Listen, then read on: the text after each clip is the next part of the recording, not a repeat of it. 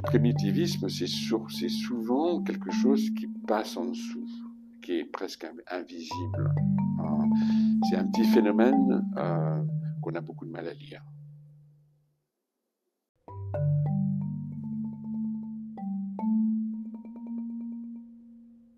Quand Picasso a donné à William Rubin la fameuse guitare en métal qui est maintenant au Musée d'Art moderne à New York, Picasso a expliqué à Rubin que l'œil, enfin le trou de la guitare qui est traduit par un tube, cette idée lui était venue en regardant un masque Grébeau qu'il avait acheté, où l'œil est traduit non pas par un creux, mais par un tube effectivement qui sort de la face. Maintenant, quelqu'un qui regarderait la sculpture, même un historien de l'art, je le mets au défi, mais vraiment au défi, de comprendre ce qui s'est passé vraiment.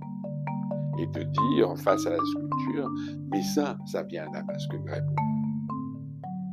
C'est invisible.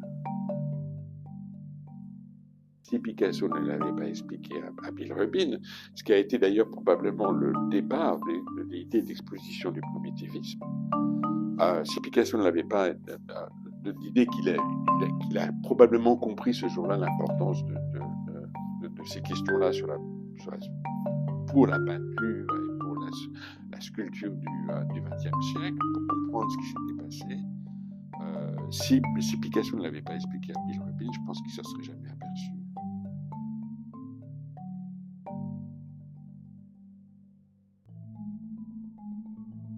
Je ne suis pas un spécialiste du primitivisme, en fait.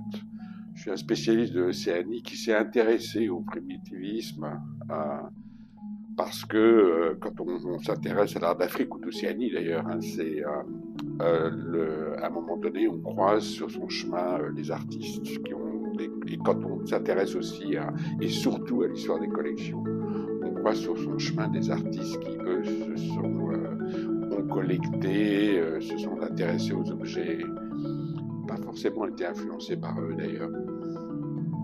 Ce qui était intéressant, effectivement, c'est la façon dont les artistes se sont appropriés ça.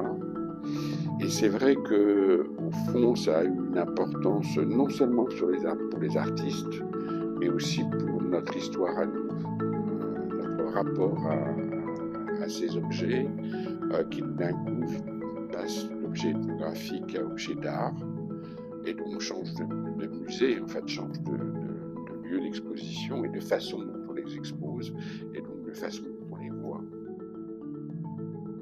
Et c'est ça qui est tout à fait fascinant, c'est cette histoire des regards et des approches qu'il y a eu au cours du XXe siècle. Les aspects du primitivisme qui m'ont peut-être le plus fasciné, c'est la découverte du primitivisme. C'est justement un moment donné où, et particulièrement les artistes américains, parce que ceux-là m'ont vraiment aussi fasciné dans leur démarche, où les gens reposent le problème de l'espace. Tous les gens qui font partie du land art et qui repartent d'un primitivisme tout à fait, enfin, de sociétés tout à fait particulières, qui sont les sociétés mexicaines, les grandes sociétés du Mexique, et qui essayent de réintroduire cette notion d'espace cérémoniel dans leur installation, qui échappe aussi au musée, c'est là où ça m'intéresse. Je trouve ça tout à fait intéressant, pour devenir des énormes installations dans le désert de l'Arizona. Alors je pense à des gens comme Heiser, par exemple, ou des gens comme Robert Smithson, qui pour moi ont été des artistes tout à fait importants. Parce qu'on échappe aussi à l'objet là-dessus. On pose d'autres problèmes de notre rapport au monde, en fait.